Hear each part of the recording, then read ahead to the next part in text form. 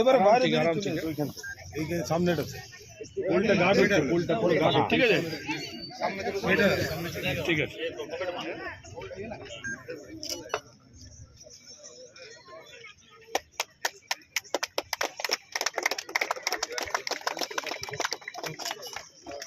ওটা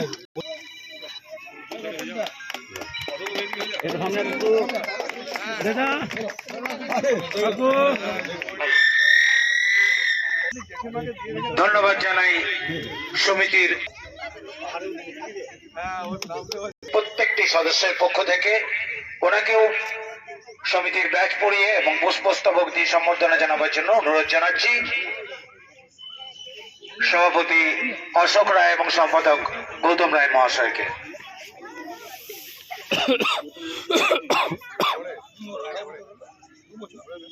বছর আসছে সবারই ভালো কাটুক এটাই চাই। বিবেকানন্দ সমিতির পক্ষ থেকে প্রত্যেক বছর এই অঞ্চলের বাচ্চাদের কথা ভাবা হয়, মানুষের কথা ভাবা হয়, সামাজিকতার কথা ভাবা হয় এবং তাদের মেধার বিকাশের জন্য এবং শরীরের বিকাশের জন্য তারা সর্বদা চেষ্টা করে থাকে। তারা এই স্পোর্টসটি দীর্ঘদিন ধরে করে আসছেন এই বাচ্চাদের মনে আনন্দ বিকাশের জন্য। তাদের এই চেষ্টাকে আমরা বারবার প্রশংসনীয় পর্যায়ে নিয়ে যাই এবং বলি যে তাদের মধ্যেই এই বাস্তবতা রয়েছে এবং এটাই সম্ভব।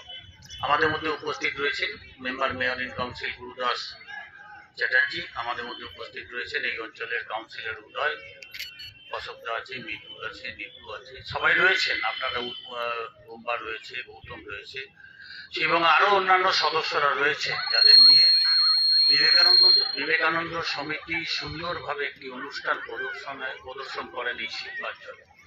বডি বিল্ডারের মধ্যেখান দিয়ে, আনন্দ বিনোদনের মধ্যেখান দিয়ে এবং একটা বর্ণাঢ্য মিছিলের মধ্যেখান দিয়ে, যেখানে বিবেকানন্দের বাণী লিখিত থাকে, বিবেকানন্দের কথা, বিবেকানন্দের জীবনী বারবার চর্চিত হয়।